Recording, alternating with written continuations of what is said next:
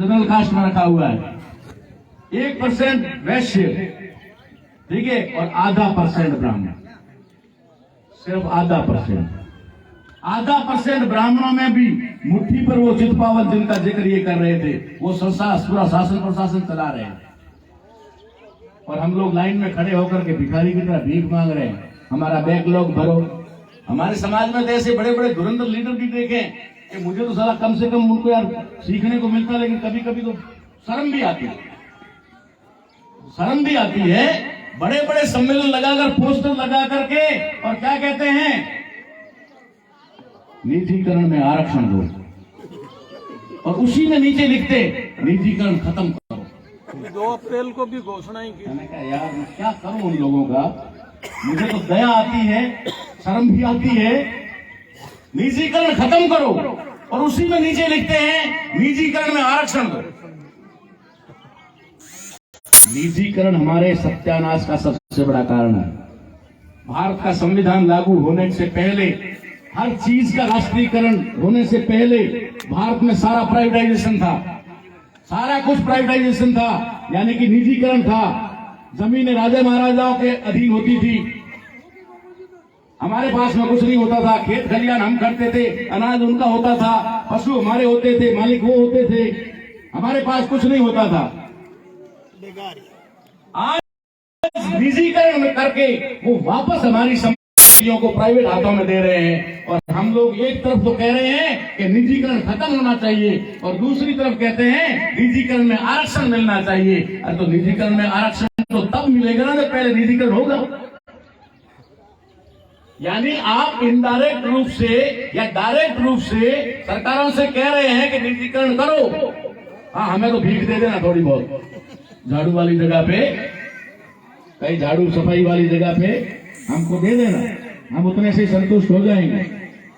अरे निजीकरण नहीं, लोग मुझसे पूछते हैं, कई बार अंदरूनी बातें बाहर नहीं करनी चाहिए लेकिन करनी पड़ती है। लोग मुझसे पूछते हैं कि अगर पूरा 90% तो उन्होंने प्राइवेटाइजेशन कर दिया है, अब आप कैसे करोगे, अब तो देश तो हाथ से गया। मैंने कहा भैया जोधपुर का किला भी जब कोई बना रहा था ना, तो बड़ा चौड़ा घूम रहा था, ठीक है ना, मैं किला बना रहा हूं, ठीक है, घूम रहा था ना। मेरी तो हजारों सैकड़ों पीढ़ियां इसमें राज करेगी, पता नहीं कहां गायब हो गए है, पता आजकल के एड्रेस तो अच्छे भले गायब हो जाते हैं, वो चले गए तो इनकी तो क्या औकात है। हमें तो एक झटके में पार्लियामेंट में एक रेजोल्यूशन पास करना है कि जब भारतीय संविधान लागू होने के बाद में जितने अमेंडमेंट करके जो प्राइवेटाइजेशन किया जाता है, उसके सारा का सारा राष्ट्रीयकरण किया जाता है, एक ही लाइन, ठीक है। अब मान लो अडानी कहेगा मेरा कैसे छीन रहे हो, ठीक है, तो अडानी के भी तो कोई अधीन होंगे ना लोग, उनको कह देंगे लो भाई तुम उसके सीईओ हो, तुम मैनेजिंग डायरेक्टर हो, तुम असिस्टेंट मैनेजर डायरेक्टर हो, चलो तुमको सबको आईएएस की रैंक, आईएएस की सुविधाएं, ठीक है, ये तुम्हारा प्रमोशन, ठीक है, आराम से बंगला गाड़ी सब मिलेगा, पेंशन मिलेगी, सब कुछ मिलेगा, ठीक है।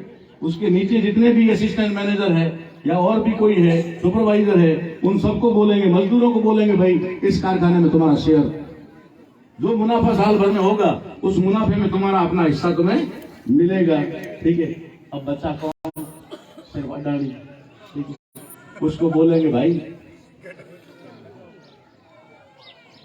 चुपचाप गेट से बाहर हो जा, नहीं तो फिर ये क्या नहीं हो सकता यार, सारे रास्ते पड़े, कोई मुश्किल काम नहीं। हमारे लोग डर रहे हैं कि कुछ नहीं होगा, अब तो कुछ नहीं होगा, मोदी ने सब कर दिया है, वो कर दिया है। अरे मोदी जैसे तो पता नहीं कितने सैकड़ों इस धरती पे आए और चले गए, पता नहीं कितने तानाशाह इस दुनिया में आए थे, सारे के सारे खाक हो गए, लाख हो गए, कौन सी बड़ी बात है।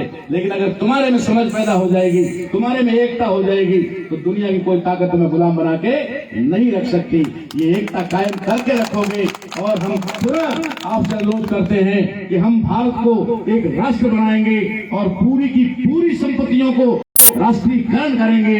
जो कुछ भी आज की तारीख में प्राइवेट है वो सारा राष्ट्रीयकरण होगा, ये हम करेंगे जब हमें मौका मिलेगा, और जब भी मौका मिलेगा हम नहीं तो हमारे साथी जैसे ही मौका मिलेगा ये किया जाएगा। इसलिए प्राइवेटाइजेशन कोई बड़ी बात नहीं है, उनको करने दो, जो तुम्हें करना है कर दो, हम तो एक ही झटके में कर देंगे। हैं? वो तो उन्होंने, हमारे लोगों को खुद को नहीं पता, जय जय जय जय जय भीम, बस खुश हो गए, चौड़े हो गए। लेकिन आज तो इतने नारे मैंने लगाए, और फिर वीडियो बना करके वायरल कर देंगे।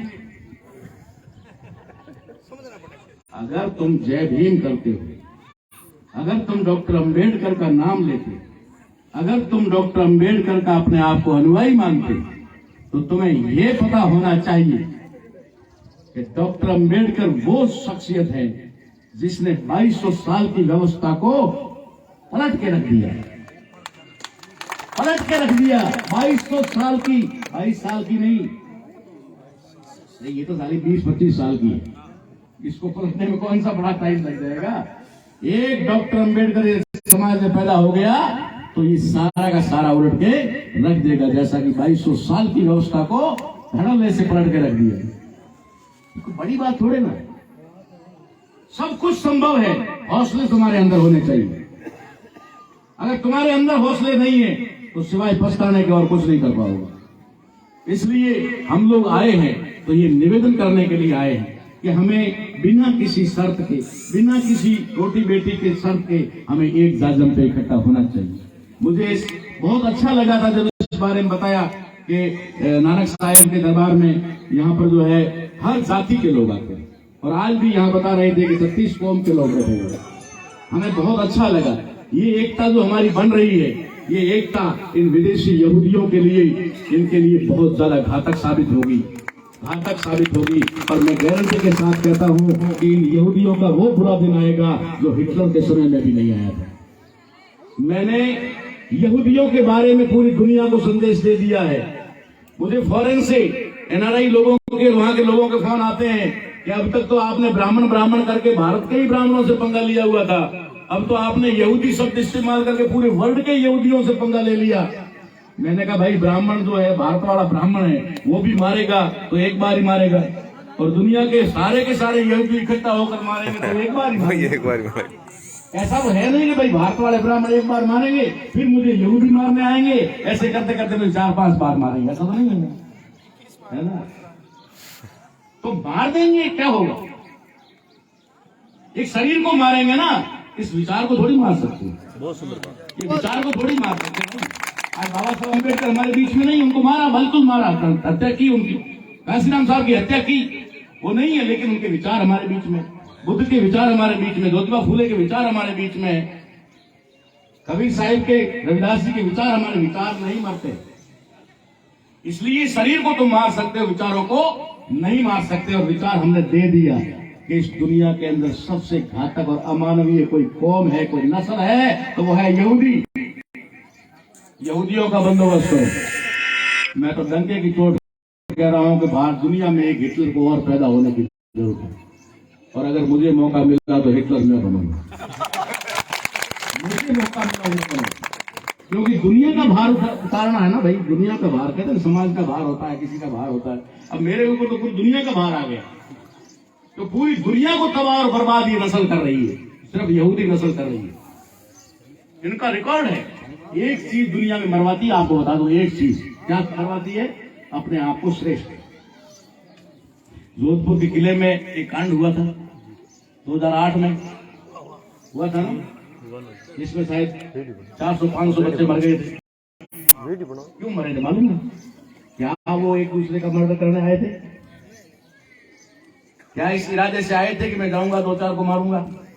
कोई भी एक आदमी ये सोच के आया था? नहीं आया। एक प्लानिंग के तहत ब्राह्मणों ने सारा षड्यंत्र रचा। सुबह 4 बजे, 5 बजे, 12 बजे बच्चों को जमा करना शुरू कर दिया। उधर से जो नारियल था वही फोड़ने का आदेश दे दिया। नारियल से एक गिलास पानी निकलना ही था। उधर से घी और तेल के पीपे उलेट दिए गए।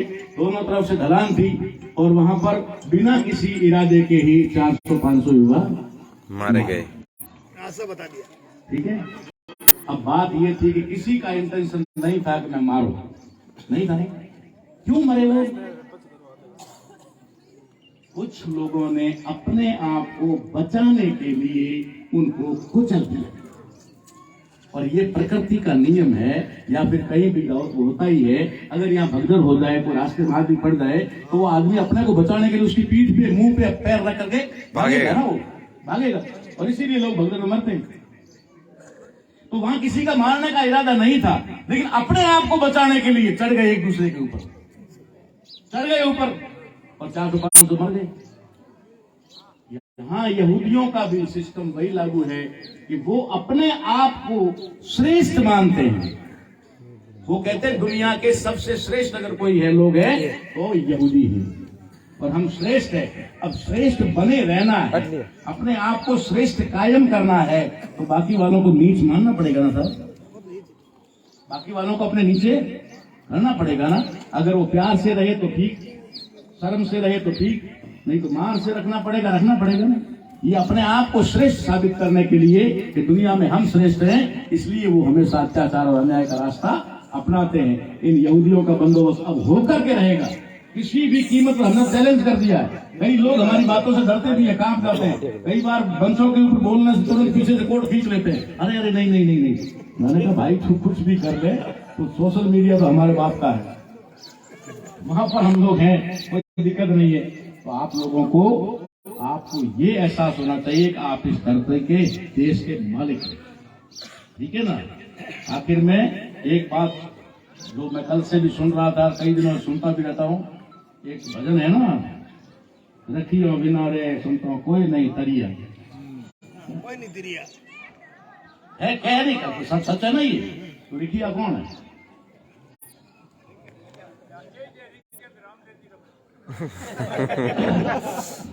बहुत अच्छी बात की, बहुत अच्छी बात कही, यही है। अब ये अगर ये रिखिया है, और इन रिखियों के बिना कोई तार ही नहीं सकता, कोई पार नहीं जा सकता।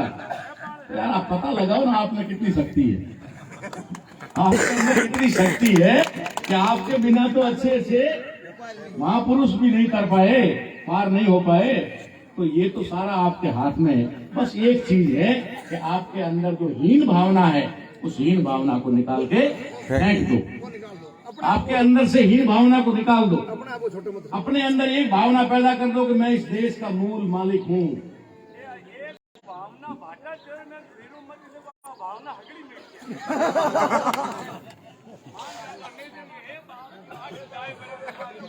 सेवा करो, सेवा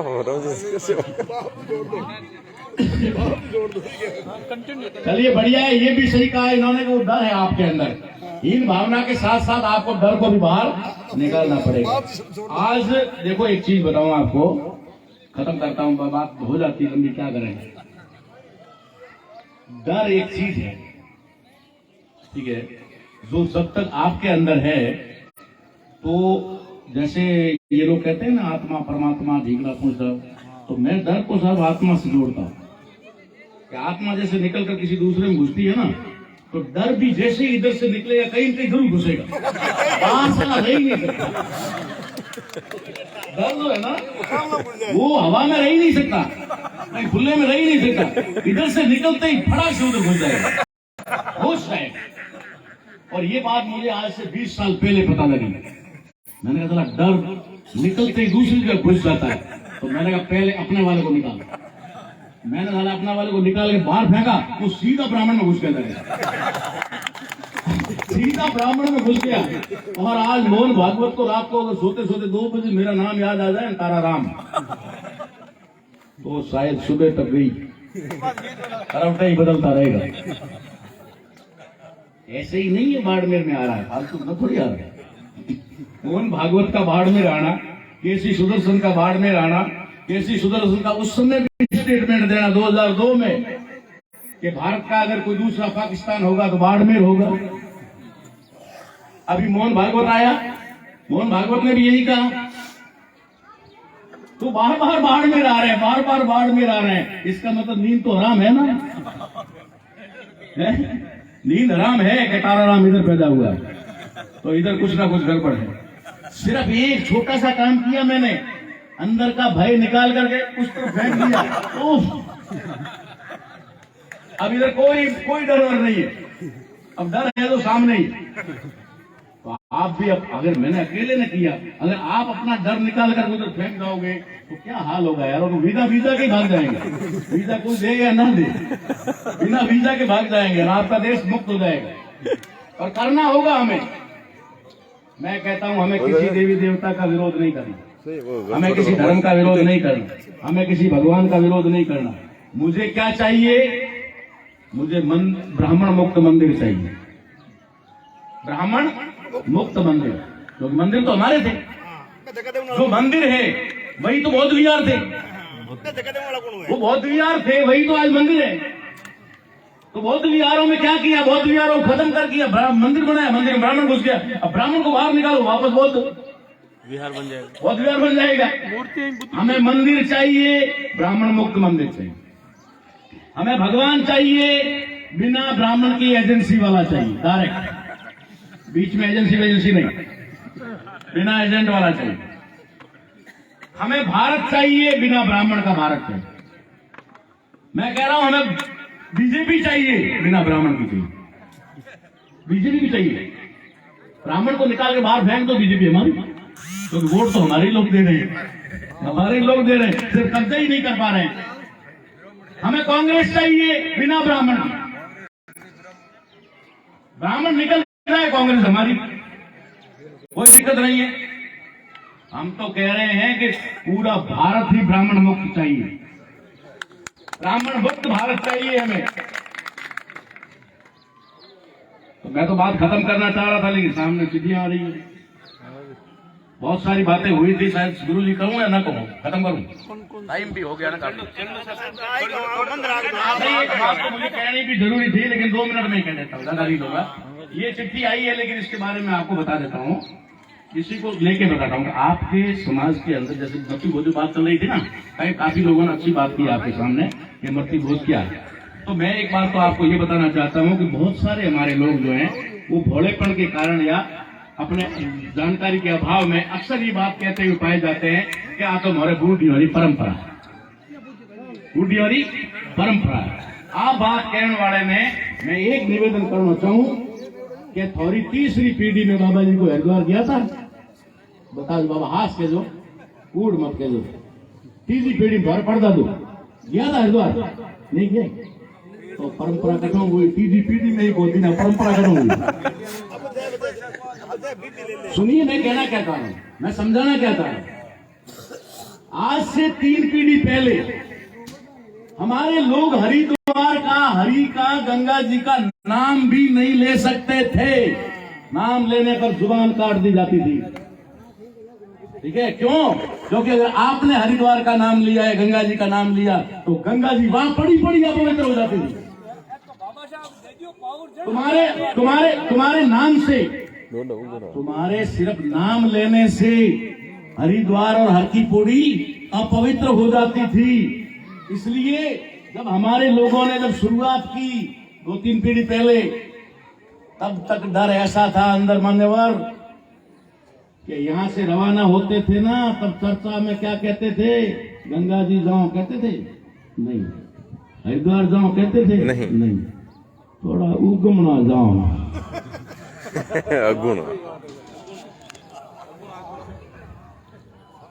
थोड़ा उगमनो जानो है। गंगा जी और हरिद्वार नाम लेने का अधिकार नहीं था हमको, ठीक है ना।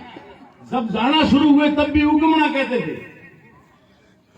और वहां आने कोई नहीं देता था, बीच में फेंक के आना पड़ता था। यहाँ आकर बोल देते जाके आया, ना के आया, कई बार रेल में रह गया। तो ये समझना चाहिए कि ये हमारी परंपरा नहीं, हमारी परंपरा नहीं। मान लीजिए हमारी परंपरा बन गई और 3 पीढ़ी से 4 पीढ़ी से हम जा रहे हैं, हम गंगा जी में नहा के आ गए, ठीक है। तो ये मेंढ के तो बेचारे नहीं होते पवित्र, थोड़ी है, लेकिन हम तो इंसान है ना, हम तो इंसान है, हम तो पवित्र होने ही चाहिए ना। तो क्या हम हरिद्वार जाके आए, गंगा जी की झाड़ी घर पे लाके खोली, पूरे गांव को बुलाया, खाना भी ऊंची जाति के लोगों ने बनाया, हमको भी ऊपर से खिलाया, हुआ? अब यार कम से कम एक आदमी तो वहाँ होना चाहिए चौकी जाति वाला, वो ये कहेगा यार भाई कम से कम ये हरिद्वार जाके आया, ये तो आके हमारी थाली में खा लेगा, ये तो पवित्र है। अब तुम बाकी वालों को हम ऊपर से खिलाएंगे। पैसा हमारे आदमी का, खर्चा हमारा, सामान सारा का सारा ऊंची जाति वालों के पास, वो बना करके खुद भी खाएंगे, तुमको भी खिलाएंगे, है कि नहीं है? मैं झूठ तो नहीं बोल रहा। तो कम से कम जो हरिद्वार जाके आया, गंगा जी में नहा के आया, वो तो पवित्र हो गया है, उसको साथ ले लो। तो फिर ये सारी भीड़ को भेजूंगा मैं, फटाफट फटाफट नहा के आओ भाई, नहा के आओ और चलो सब सवर्ण, सब सवर्ण। अब तक तो एक भी नहीं हुआ। दूसरी बात, अगर मान लीजिए हरिद्वार गए तो बाबा जी कह रहे थे अभी आपको कि ट्रेन में टिकट लेना पड़ता है जाते वक्त, बाबा जी का भी, फिर बोलते हैं चढ़ो उतरो मूत्रो, चढ़ो खाओ पियो, सब करना था ना। उधर जाने के बाद में हरिद्वार में कर दिया और वहां से वापस रवाना हो गए। ठीक है, रवाना हो गए, घर पे आ गए, रात जगा दी, सारा कुछ कर दिया। 2 दिन बाद मेहमान बिखर गए, घर में छोटे मोटे बच्चे थे, खाना बिखर गया इधर उधर, किसी ने रोटी का टुकड़ा इधर डाला, किसी ने इधर डाला। अब रोटी का टुकड़ा देखा गया तो चूहा तो दौड़ेगा, रात को चूहे दौड़ने शुरू हुए, थालियां गिरने शुरू हुई, बर्तन घर के गिरने शुरू हुए। सुबह उसी महाराज को बुलाया, महाराज रात ठीक कर पा दिया, तो बाबू पास आया तो थोड़ा बगैर टिकट क्या तो रिजर्वेशन कराने लेन गया, सीट पूरी, ठीक है, थोड़ा करके लेन गया, हल्लो बा चढ़ो बा उतरो बा, हैंग किया, आपसे कहीं ही नहीं क्यों पास आओ, अभी आया विदा टिकट, टीटी कौन पकड़िया। मैं तो कह रहा हूँ उन ब्राह्मणों पे, हमारे गरुड़ों के ऊपर क्लेम होना चाहिए 5 से 10 लाख का, या तो गारंटी ले वापस नहीं आना चाहिए, ठीक है, वापस नहीं आना चाहिए, गारंटी ले, नहीं तो 10 लाख खर्चा होगा, 20 वसूल करेंगे, आपके वहां आना ही बंद कर देगा, वो टिपना लेके छोड़ देगा, या तो गारंटी ले भाई। अरे 99% लोगों ने घरों में तो रोटी बता रहे ऊपर, अरे जी ने पितर जी ने रोटी जीमनो पड़े बाबा, जीमो को जीमो नहीं गले मंगो तो मांगो आज तो ये खर्चा क्यों? सवाल है 2-3 चीजों का और कुछ नहीं।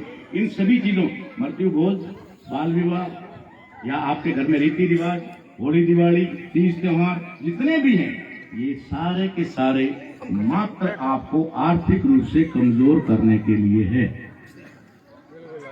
आर्थिक रूप से कमजोर करने के लिए। पहले ये नहीं था, पहले आपको कोई तीज त्योहार नहीं था, क्योंकि आपके पास कुछ था ही नहीं, आपके पास कुछ था ही नहीं, तो फिर उसका खर्च करने क्या जरूरत। अब नौबत क्या हो गई, समस्या क्या आ गई? समस्या ये आ गई कि भारत का संविधान लागू हुआ, संविधान लागू होते ही आपकी मजदूरी तय हो गई, जो जैसा वर्क करेगा वैसा पैसा मिलेगा। एक मजदूर, लास्ट कैटेगरी मजदूर है, लेबर है, ठीक है, उसको भी आज की तारीख 500 रुपये मिलता है ना, ये संविधान का अधिकार है ना, बाबा साहब अम्बेडकर ने ये लेबर लॉ ला करके ये सारा कुछ किया, ये सबको पता है ना। तो उससे पहले हमें दिहाड़ी नहीं थी, अगर ठाकुर साहब के खेत में काम करना, किला बनाना और गढ़ बनाना है, तो हमारे लोगों से बेगार नहीं जाती है, बेगार नहीं जाती है, पैसा नहीं दिया जाता, रोटी भी अपने घर से बांध के ले जानी पड़ती है, ये तो पक्का तय है ना। मजदूरी नहीं मिलती थी, संविधान ने आपको मजदूरी दिलाई, मजदूरी का हक दिलाया। अब आज की तारीख का उदाहरण देता हूं आपको, एक मजदूर 500 रुपए दिहाड़ी और 30 दिन महीने में, 30 दिन महीने में वो 10 दिन ना भी जाए काम पे, कभी अमावस आ गई, कभी कुछ आ गया, 2-3 त्योहार आ गए, एक दिन मेहमान सारी चले गए, एक दिन मेहमान घर पे आ गए, 10 दिन गए उसके, 20 दिन तो मजदूरी करेगा, 20 दिन 500 कितना हुआ? 10,000। वो मजदूर आदमी 10,000 नहीं खाएगा, खा ही नहीं सकता, क्योंकि लकड़ियां ईंधन उसके खेत में मिलती है, बकरी दूध उसके घर में देती है, गाय वगैरह बकरी कुछ भी है, दूध लाना नहीं पड़ता, गैस सिलेंडर लाना नहीं पड़ता, सिर्फ सब्जी है, वो भी अधिकांश वो कड्डी वगैरह कुछ बना लेता है। बड़ी मुश्किल से उसके घर में सारा खर्चा होता है, तो 5,000 रुपए फुल खर्चा करे तब भी 5,000 मंथली उसका बच जाता है। अगर 5,000 एक मजदूर का बचा एक महीने का, तो साल का कितना हुआ? 60,000। 60,000 रुपए अगर उसने कहीं पर भी साहूकार को ब्याज पे दे दिए, तो 60,000 के 70 हो जाएंगे, 70 के 80 हो जाएंगे, वो मल्टीप्लाई होता रहेगा। अगर मल्टीप्लाई ना भी हो, वो अपने पेटी में डाल दे, गुंजलों में डाल दे, तब भी 10 साल में कितना हो गया? 60,000 × 10 6 लाख। भाई घर में छुपा के रख सकते हैं, ना दे किसी को बाहर बैंक में ना रखे, तो घर में भी रख दिया तो भी 6 लाख हो गया। 6 लाख रुपया अगर उसके पास में है तो क्या सोचेगा, क्या सोचेगा? यार बच्चा 10वीं क्लास पास कर लिया है, अब 12वीं में आया है, कोटा भेज देते हैं, इसको डॉक्टर बना देते हैं, इसको इंजीनियर बना देते हैं, पैसा तो है ही है। अगर ये नहीं सोचेगा तो दूसरा क्या सोचेगा? यार हेडे में बेबी का जल्दी मिले रही है, भैया पड़े है ढगलो बेचे है, वहां पे ले लो, ठीक है, जमीन खरीद लेगा। अगर जमीन नहीं खरीदेगा तो सोचेगा कि गाड़ी ले लेते हैं, घर पक्का बना लेते हैं, सोचेगा ना वो, उसके पास पैसा आएगा तो सोचेगा ना, उससे क्या होगा? उससे उसका विकास होगा, उससे उसका विकास होगा। और विकास होना नहीं चाहिए, विकास उसका होना नहीं चाहिए। 10 साल में उसने सारे खर्चे कर्जे करने के बावजूद भी 6 लाख रुपया बचा लिया। अब 6 लाख में वो कुछ ना कुछ उल्टा पंगा करेगा, इसलिए उन्होंने क्या कहा, 6 साल में सारा घर में कोई न कोई तो मरेगा, 10 साल में कोई न कोई तो मरेगा। मरते ही हालो उगमना घरना भले जाए आत्मना, ठीक है, लाल लाल हाथ भले आवे कटोरो, ठीक है, वहां पे उगमना जाए, वहां पर उजला, देखिए नहीं 12 महीने बाद में देखो कपड़ा कौन बर्तन में से, वो तो मोमेरे वाला था जो फाटा फटा उजला तो मोमेरे वाला है, मोह बाबरा माई तार उजला करे, मेलोडी कपल माई उतरा वे लेना वे नवा उजला हुआ बड़ा। तो 10 साल में एक मृत्यु भोज करवा दो तो उसके 6 लाख तो वो गए और 2-3 लाख और करना एक्स्ट्रा हो जाएगा। अब जो 5 लाख आपके 5,000 जो खर्च हो रहे हैं ना, वो भी किसमें हो रहे हैं?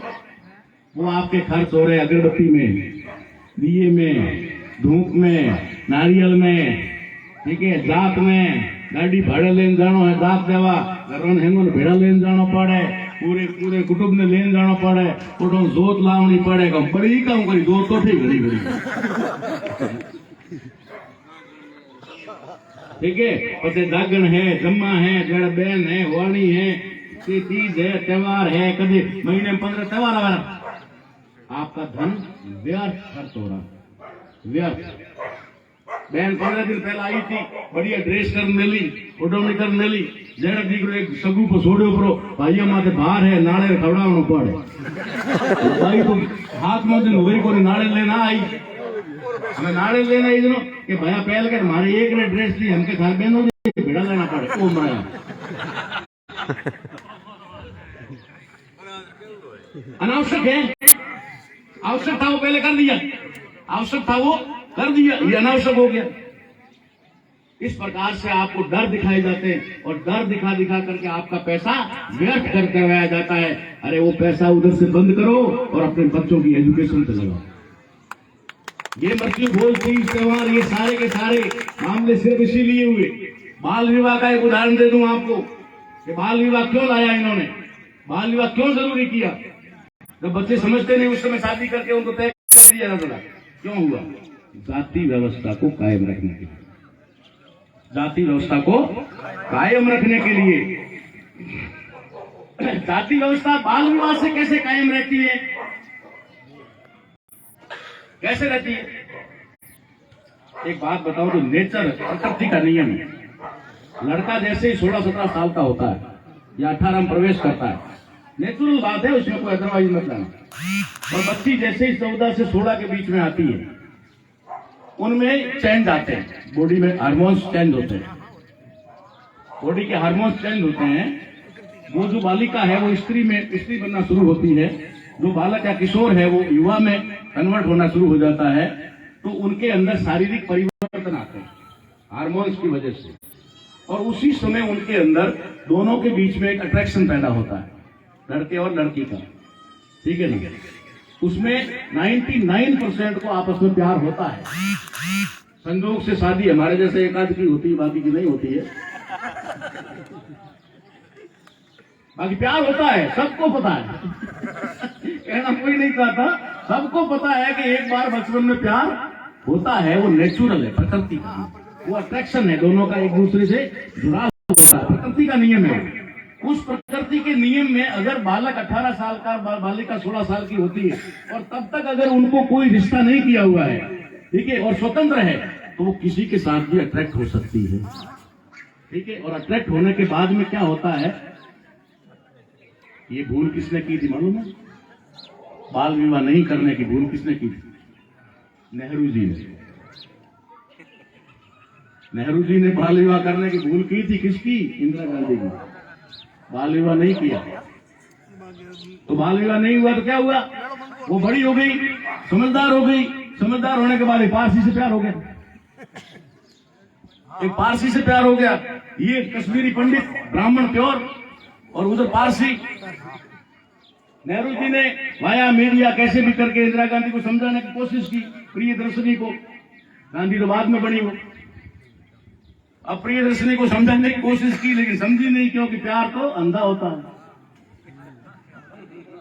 फिर गांधी जी के पास में गए कि बापू मेरी तो एक ही औलाद है और ये भी पारसियों के पीछे चली जाएगी तो मेरा तो वंश ही खत्म हो जाएगा, कुछ करो।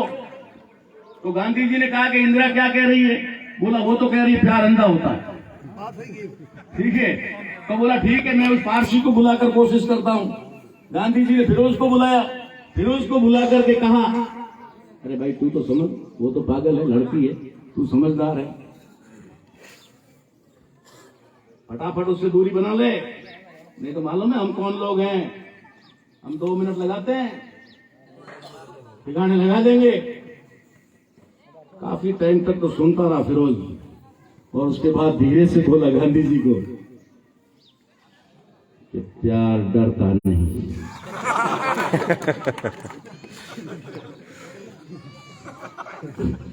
हमें डराने की कोशिश मत करो।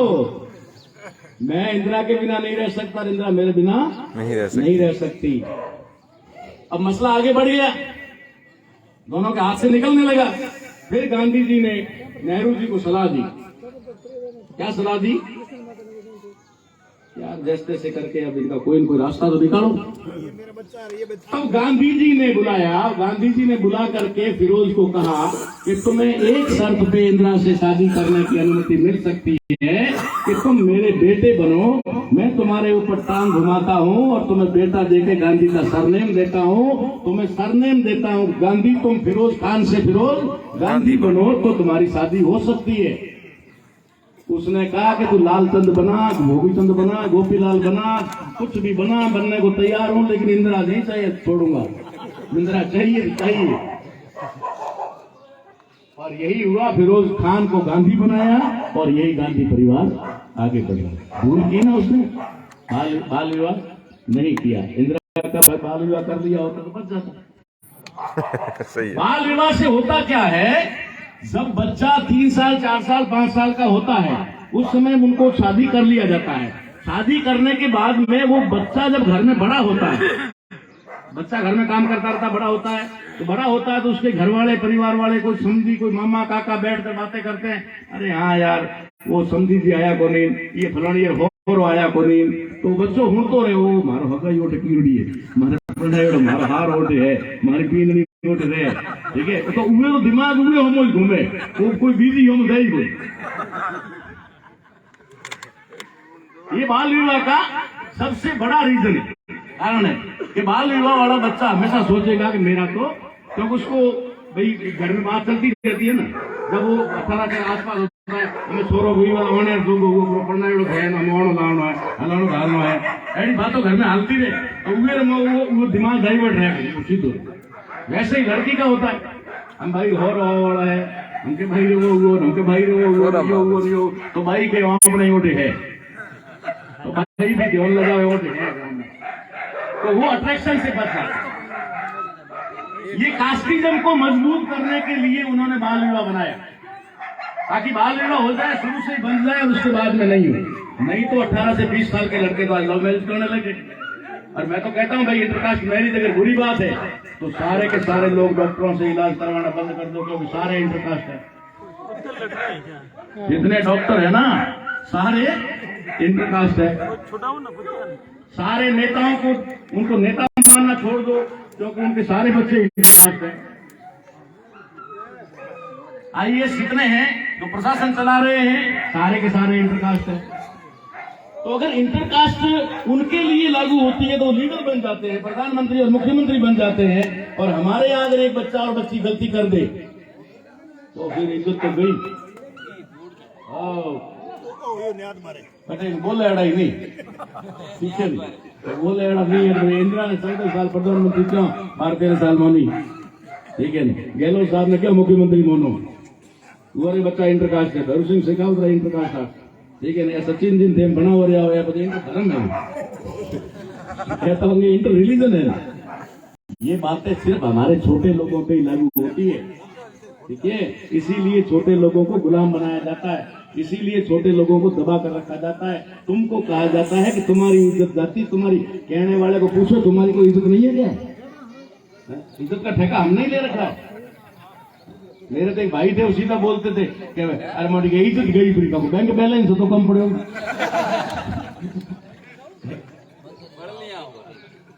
इस बातों को समझो, एकजुट रहो, बच्चों को पढ़ाई पे ध्यान दो, बच्चियों को पढ़ाई पे ध्यान